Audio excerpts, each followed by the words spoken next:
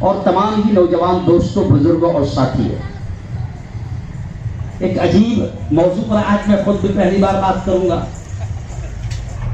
تو آصف بھائی نے کہا کہ مفتی صاحب ختنہ کے تعلق سے اسلام کیا کہتا ہے، پیارے آقا محمد صلی اللہ علیہ وسلم کیا فرماتے ہیں، اور اہم بات یہ ہے اگر یہاں پر ہندو بھائی اگر یہاں موجود ہوتے تو میں ان کے سامنے بھی اس بات کو رکھتا، کیونکہ ابھی ختنہ کو ایک اعجاز بھائی دھرم کے اعتبار سے دیکھا جائے، لیکن ختنہ کے میڈیکل بینیفٹس کیا ہے، میڈیکل سائنس اس کے بارے میں کیا کہتی ہے، یہ تمام چیزیں میں ان کے سامنے بھی رکھتا، لیکن میں سمجھتا ہوں کہ مسلمانوں کو بھی جاننا بہت ضروری ہے۔ مسلمانوں کو ختنہ کے تعلق سے صرف اتنا ہی معلوم ہے کہ مسلمان کو کرنا پڑتی ہے، بس اتنا ہی معلوم ہے۔ باقی ختنہ کیا ہے، اس کی پوری ہسٹری کیا ہے، اور کہاں سے شروع ہوئی، کب سے شروع ہوئی، اس کے فائدے کیا ہے، اور دھرم کیا کہتا ہے، اس کے تعلق سے ہم تھوڑا سا جان لیں۔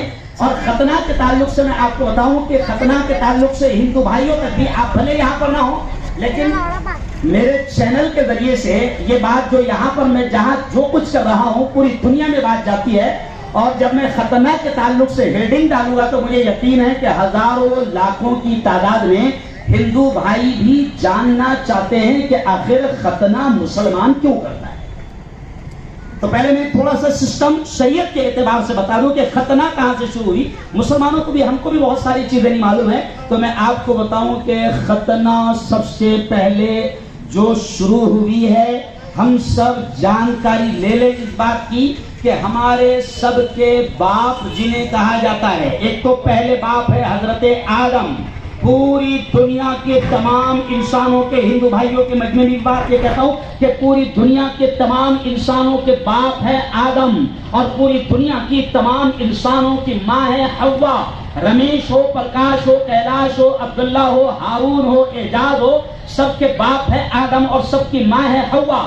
اس اعتبار سے قرآن بھی کہتا ہے، پیارے آقا محمد صلی اللہ علیہ وسلم بھی فرماتے ہیں کہ ان ربکم واحد، تمہارا پروردگار، تمہارا رب، تمہارا پرمیشور، تمہارا گاڈ بھی ایک ہے، وہ ان اباکم واحد، اور تم سب کے باپ بھی ایک ہے۔ اس اعتبار سے اگر دیکھا جائے تو تمام ہندو، مسلم، دلت، کرسچن، جین، بودھ، برہمن، جو کسی بھی ذات اور دھرم کے لوگ ہیں، اس اعتبار سے اگر دیکھا جائے تو وہ ہمارے سب کے بھائی ہیں، ہم الگ الگ نہیں ہیں۔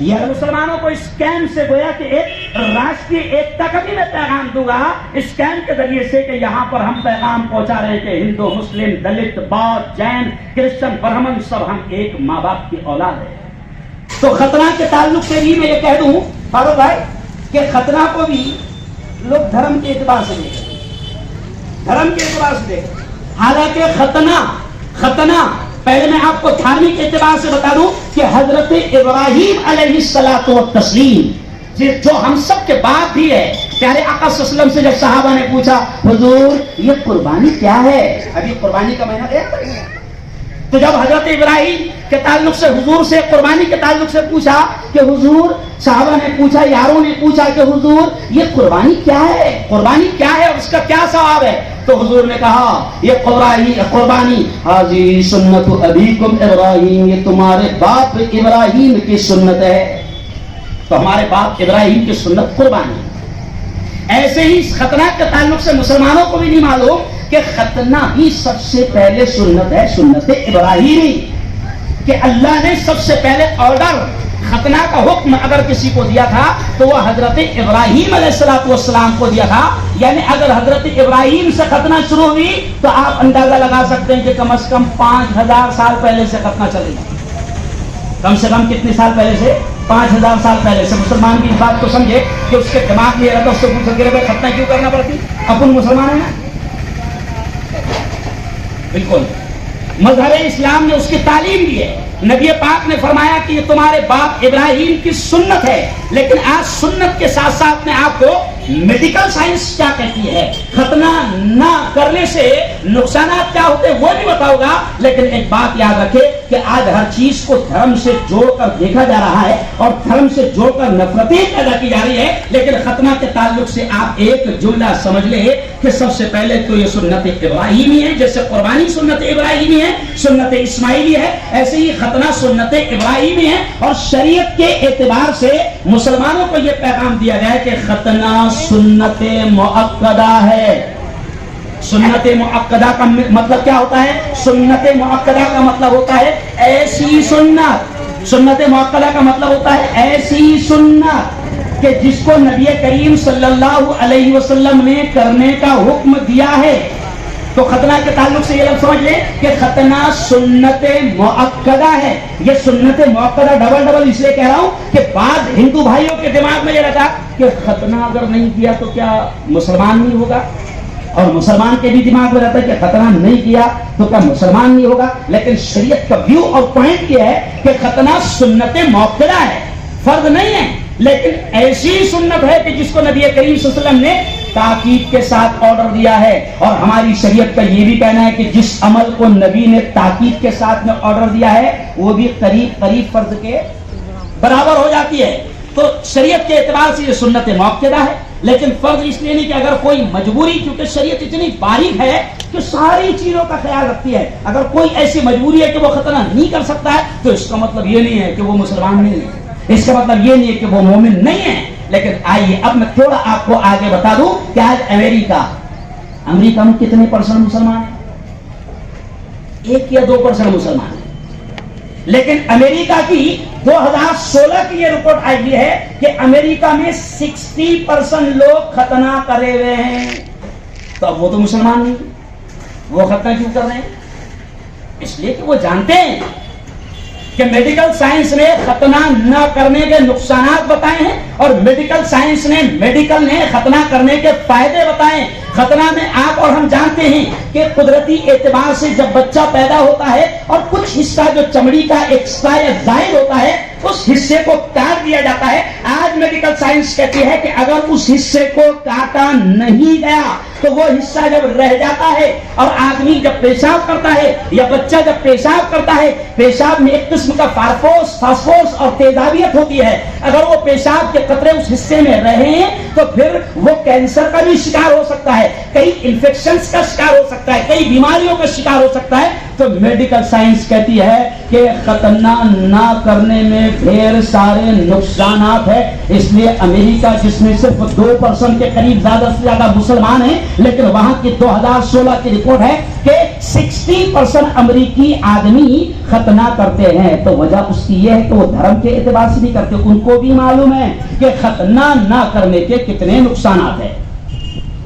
मैं आपको बता दूं कि 2016 की एक रिपोर्ट में यह भी बताया गया है, भारत से भी ये रिपोर्ट आई हुई है कि 39%, अभी देखो आपको नहीं मालूम होगा, हमको नहीं मालूम होगा, जैसे वो कभी कभी आपने देखा होंगे छुप के बहुत सारे लोग बहुत कुछ खाते हैं, है ना?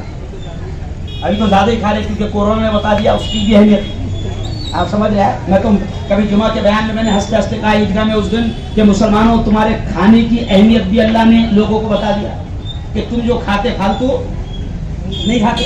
तो खैर 39% भारत की भी रिपोर्ट आई मलिक साहब कि 39% लोग खतना कर रहे हैं क्योंकि पढ़ने लिखने वालों को पता चल गया है कि अगर खतना न करे तो लिंग का कैंसर भी हो सकता है, बहुत सारे बैक्टीरिया और इन्फेक्शन आ सकते हैं। मेडिकल साइंस से जब मैं स्टडी कर रहा था तो मुझे पता चला कि WHO वर्ल्ड हेल्थ ऑर्गेनाइजेशन, अभी ये कोरोना ना जो बोल के आ रहा है, इनको बोल के आ रहा, पहले इनको बोलता हो, ये दुनिया की सबसे बड़ी संस्था है दाखिल भाई, ये दुनिया की सबसे बड़ी संस्था है। WHO के बारे में कह रहा था कि WHO की रिपोर्ट है, उन्होंने कहा है कि खतना लिंग की बीमारियों से बचाती है, खतना कैंसर से बचाती है, खतना बैक्टीरिया और कई किस्म के इन्फेक्शन से बचाती है। यहाँ तक के 2-3 बड़ी बीमारियां हैं जिसका तस्करा उन्होंने किया है फारूक भाई, एजाज भाई, कि एक बड़ी बीमारी है जिसका नाम मेडिकल साइंस में, क्योंकि यहाँ डॉक्टर मौजूद है कि नहीं मालूम, بڑی بیماری ہے، میڈیکل سائنس میں اسے فیموسس کہا جاتا ہے. فیموسس ایک بیماری ہے، تو ختنہ اس بیماری سے بھی، اس انفیکشن سے بھی بچاتی ہے. اور امریکن اکیڈمی آف پیڈیاٹرکس، جو امریکن اکیڈمی ہے، اس نے بھی اس بات کا تذکرہ کیا ہے کہ ختنہ کے ڈھیر سارے بے شمار فائدے ہیں، فیموسس سے ختنہ بچاتی ہے. ایسے ہی میڈیکل سائنس کہتی ہے کہ بیلنائٹس ایک بیماری ہوتی ہے، اس سے بھی وہ خطرہ بچاتی ہے، جس سے لنگ میں درد کی تکلیف ہوتی ہے، جلن پیدا ہوتی ہے، تیزابیت پیدا ہوتی ہے. جیسے میں نے کہا نا کہ آج کی میڈیکل سائنس یہ کہتی ہے کہ اگر اس چمڑی کے ایکسٹرا حصے کو کاٹا نہ جائے تو ہر آدمی پیشاب کرتا ہے. پیشاب کے بعد میں دیکھو اسلام کتنا پیارا مذہب ہے کہ اس نے ہم کو سکھایا ہے طہارت، پاکیزگی، صفائی، آپ کو پانی سے صاف کرنا پڑتا ہے. اس حصے کو آج کی میڈیکل سائنس کہتی ہے کہ اگر پیشاب کے قطروں کو صاف نہ کیا جائے اور پاکی کا خیال نہ رکھا جائے تو پھر وہ پیشاب کے قطرے وہاں پر رہتے ہیں تو کئی قسم کے انفیکشن اور بیماریاں پیدا کرتے ہیں، یہاں تک کہ آدمی بڑی بڑی بیماریوں کا شکار ہو جاتا ہے. میڈیکل سائنس یہ بھی کہتی ہے، WHO یہ بھی کہتا ہے، فاروق بھائی، اجاز بھائی، صادق بھائی، WHO یہ بھی کہتا ہے کہ ایڈز جو دنیا کی خطرناک ترین بیماری ہے، HIV جو دنیا کی خطرناک ترین بیماری ہے، میڈیکل سائنس WHO یہ بھی کہتا ہے کہ 60% ایڈز سے ختنہ کرنے سے بچا جا سکتا ہے. تو ختنہ کے میڈیکل اعتبار سے بھی اتنے فائدے ہیں. ایسی آپ دیکھیں، اگر آپ پڑھیں تو بہت ساری چیزیں سامنے آئے گی، لیکن اب آخری بات شریعت کے اعتبار سے میں آپ کو بتاتے ہوئے کہہ دوں کہ حدیث پاک میں آتا ہے، یعنی پیارے آقا پریشت محمد پروفیٹ محمد صلی اللہ علیہ وسلم نے فرمایا ہے کہ کچھ چیزیں ایسی ہیں جو اللہ نے انسان کی فطرت میں رکھی ہے، نیچر میں رکھی ہے.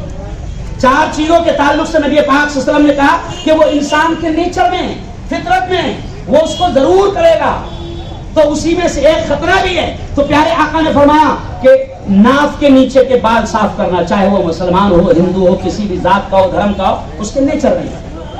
اور اسلام نے اس کا حکم دیا اور تعلیم دی. ناف کے نیچے کے بال صاف کرنا اس کے نیچر میں. ناخن اللہ نے پیدا کیا، انسان کو ناخنوں کے ساتھ پیدا کیا، لیکن ناخن بڑھتے رہیں گے اور ہر انسان چاہے وہ کسی دھرم کا ہو، ذات کا ہو، ناخن کو کاٹے گا. ناخن کاٹنا یہ اس کے نیچر میں شامل، بغل کے بال صاف کرنا یہ اس کے نیچر میں شامل، مونچھ کاٹنا یہ اس کے نیچر میں شامل. ایسے ہی پیارے آقا صلی اللہ علیہ وسلم نے فرمایا کہ ختنہ بھی نیچر میں شامل ہے، فطرت میں شامل ہے. اور ختنہ کے ذریعے سے آپ ایک سنت پر عمل کرو گے، پیارے آقا کی سنت پر عمل کرو گے، اور دوسری طرف آپ میڈیکل کے اعتبار سے فائدے نہیں اٹھاؤ گے. ایک بات کہتے ہوئے بات ختم کروں گا کہ دیکھو ہمارا دھرم ایسا ہے پیارو، ہمارا دھرم ایسا ہے کہ ہمارے نبی کی بات پر آج بھی سائنس ریسرچ کر رہا ہے. بلکہ ایک عجیب بات میں آپ کو بتاؤں، آپ تعجب کریں گے. وضو ہم کرتے ہیں نماز کے لیے، وضو ہم نماز کے لیے کرتے ہیں. پیارے آقا کی سنت کیا ہے کہ وضو کرتے وقت ایسا ایسا کرنا، یہ باقاعدہ ایسا نبی نے سکھایا ہے کہ ایسا ایسا انگلیاں صاف کرنا. اور اس کو شریعت کے جو ٹرمز ہے اس میں کہا جاتا ہے خلال، خلال کہا جاتا ہے اس کو، انگلیوں کو صاف کرنا. ہم لوگ وضو بھی کرتے ہیں دھار دھار دھار، قصہ کلام. آج ہم کو کورونا نے بتا دیا کہ میں یہاں رہتا نہیں، سمجھا؟ ابھی کیا سکھا رہے ڈاکٹر؟ ابھی ڈاکٹر یہی بتا رہے نا ابھی. اور یہ تو ہم کو 1500 سال پہلے ہمارے نبی نے، ارے بولو نا بھائی، سکھا دیا. میں کہتا ہوں ایک مرتبہ ہم نے پروگرام رکھے مسجد پریچہ ہے، تو اس میں بڑی تعداد میں تقریباً 150 کے قریب ہندو بھائی آئے. تو ہم نے پہلے ان کو مسجد کیا ہوتی ہے یہ بتایا، کیونکہ مسجد کے تعلق سے بھی لوگ غلط فہمیاں پیدا کرتے ہیں. کیونکہ اس ملک کی جو گودی میڈیا ہے، یا میں تھوڑا چڑ کر کہتا ہوں، آپ کو معلوم ہے میں چڑتا تو کدھر بھی نکل جاتا، سمجھ لیا؟ تو میں اس کو رکھیل میڈیا بھی کہتا ہوں. تو اس ملک کی جو میڈیا ہے وہ مسجد کو بھی غلط انداز میں پیش کرتی ہے. تو ہم نے ہندو بھائیوں کو جب لے کر گئے، یہ مسجد ہے، یہاں خطبہ ہوتا ہے، یہاں امام کھڑے ہوتا ہے، تو آپ سن کر تعجب کریں گے. پھر ہم نے ان کو بتایا کہ نماز سے پہلے ایسا ایسا وضو کرنا پڑتا، ہاتھ منہ دھونا پڑتا. تو ایک ڈاکٹر اس میں موجود تھے، بڑی غور سے انہوں نے وضو کو دیکھے کہ ایسا ایسا دھویا جا رہا ہے. تو دھیرے سے وہ کہنے لگے یار مفتی صاحب یہ آپ لوگوں کو پہلے سے بتایا لے گیا. میں نے کہا بھائی 1500 سال پہلے سے بتایا لے. تو کہا کہ یہی تو اصل ہے کورونا سے بچنے کا طریقہ، اس سے بہترین سینیٹائزر، ارے بولو کوئی ہے نہیں. جب مسلمان 5 وقت کی نماز کی پابندی کرے گا اور 5 وقت نماز کے لیے بہترین انداز میں سنت کے بتائے ہوئے اسٹائل پر, نبی کے بتائے ہوئے طریقے پر اگر وضو کرے گا تو 5 مرتبہ وہ سینیٹائزر کر رہا. ڈاکٹر صاحب بیٹھے ہوئے ہیں, ہے نا ڈاکٹر صاحب, کہ لوگ کیا کرے تھے پہلے کورونا کی جب معلومات آئی تو بولے وہ اتنے دن تک کے ناک میں رہتا, پھر اس کے بعد میں کیا اترتا, ارے بولو ڈاکٹر صاحب گلے میں اترتا. تو آپ کو ڈاکٹر صاحب میں بتاؤں کہ وضو میں یہی سسٹم ہے ہمارا کہ پہلے وضو شروع ہوگا تو پانی کا ڈالتے ہیں. ارے بولو نا بھائی, آج سے وضو بھی صحیح کرے گی نا, کورونا سے بچنا ہے کہ نہیں. تو اب پہلے وضو شروع ہوتا تھا پہلے پانی کا ڈالتے 3 مرتبہ نا, ہے نا. پھر اس کے بعد اور جب شروع کرتے وضو میں اور کیا کرتے, اب بتاؤ کورونا کتنا پریشان ہوتا ہوں یہ رہنے کی ضرورت ہے. تو اسلام نے جو طریقے بتائے اس میں فائدے ہی فائدے. ایک اور مثال دے کر بات ختم. پیارے آقا صلی اللہ علیہ وسلم نے فرمایا جب سو تو پیارے آقا نے فرمایا دانی کروٹ پر سونا, سیدھی کروٹ پر سونا. اب ہمارا حال تو یہ کہ نبی نے کہا ہم نے مان لیا, کچھ سوچے نہیں ہم نے. لیکن آج سائنس کہہ رہی ہے اور ریسرچ کر کے یہ بات سامنے آ رہی ہے کہ ہارٹ اٹیک کی جو بیماری ہے اس میں زیادہ پرسنٹیج ان لوگوں کا رہتا جو الٹی کروٹ پہ سوتے یا اوندھا سوتے, اور ہمیں نبی نے منع کر دیا. اور آج سائنس کیا کر رہی ہے کہ جو لوگ الٹی کروٹ پہ سوتے تو کیا ہوتا ہے, دل کدھر ہے, الٹے سائڈ میں. اب جب الٹی کروٹ پہ سوئیں گے, بائیں کروٹ پہ سوئیں گے تو رائٹ سائڈ کا پورا بوجھ کس پہ جائے گا, پریشر دل پہ جائے گا. اب پریشر جب بوجھ دل پہ جائے گا تو دل کو کام کرنے میں, کیونکہ پریشر میں آدمی کام نہیں کرتا تو دل کا کام کرتا تو بھائی سارا سسٹم جام ہو جاتا ہے, اس لیے پریشر ہونا ہی چاہیے. تب دل کو بھی جب پریشر آئے گا تو پھر کیا ہوگا کہ اس کو پھر تکلیف ہوتی کام کرنے میں اور پھر دھیرے دھیرے وہ بیماریوں کا شکار ہو جاتا. لیکن اللہ سب کی حفاظت فرمائے, کیونکہ آج بھی ہم کو اس کی قدر نہیں معلوم ہے کہ اللہ کتنی سینکڑوں رگیں ہیں جو ہمارے ہاتھ کو, ہمارے قلب کو, ہمارے دل کو خون پہنچا رہی ہے. ہمیں قدر نہیں آتی فاروق بھائی. ورنہ جس کو اٹیک آتا نا بیٹا تو وہاں ڈاکٹر بولتا اس کو کہ 3 نسا چوکا ہو گئی. ڈاکٹر سے پوچھو ڈاکٹر صاحب وہ 3 نسا میں کیا کرنا پڑے گا, تو ڈاکٹر بولتا ہے اسپرنگ ڈالنا پڑے گا. تو یہ بولتا ہے لکھ دو میں لے کے آتا 2 ویلر کی دکان پہ, تو وہ اسپرنگ نہیں چلتا. ڈاکٹر بولتا بیٹا اس میں جو اسپرنگ آتا نا انڈین لے گا تو 85,000 کا اور فورن کا لے گا تو 1.5 لاکھ کا. اب 3 نسا چوکا ہوئی مان لو تو 1.5 لاکھ کے حساب سے کتنے کے ہو, ارے بولو نا 4.5 لاکھ کے. اور ابھی پتا چل رہا کہ اپنوں کو اس مالک کے احسان کا ہم لوگ بڑے ناشکر ہیں. ہم 2 رکعت صبح اٹھ کر اس مالک کے سامنے جھکنے کو تیار نہیں ہے جو مالک روزانہ زندگی دیتا ہے, سارے سسٹم کو چلاتا ہے. تھوڑا سا سسٹم بگڑ جائے تو پتا چلتا کہ ہاتھ کتنے لاکھ کا, پاؤں ٹوٹا تو پتا چلتا کہ اس میں راڑ کتنے لاکھ کی اور کتنے ہزار کی, کیوں گردہ پھیل ہوا تو پتا چلتا کہ کتنے لاکھ کا, آنکھیں پھیل ہوئی تو پتا چلتا کتنے ہزار کی. او یارو اسلام کا تو مسئلہ یہ ہے کہ اسلام نے جو تعلیم ہم کو دی ہے, نبی پاک صلی اللہ علیہ وسلم نے جو تعلیم ہم کو دی ہے اس میں ہر بتائے ہوئے طریقے میں فائدہ ہے. تو ایسے ہی ختنہ میں اسلام نے جو بتایا ہے یہ صرف دھارمک اعتبار سے اس کو نہ دیکھا جائے بلکہ ملک کا 39% ہندو بھائی بھی ابھی ختنہ کر رہا ہے. امریکہ کا میں نے بتایا کہ امریکہ میں 2% مسلمان ہیں لیکن 60% وہاں پر لوگ ختنہ کر رہے ہیں, کیونکہ وہ بھی جان چکے ہیں کہ ختنہ نہ کرنے کی وجہ سے صحت کو کتنے نقصان ہوتے ہیں. تو میں مبارکباد دوں گا ان تمام لوگوں کو جنہوں نے یہ ختنہ قائم رکھا ہے.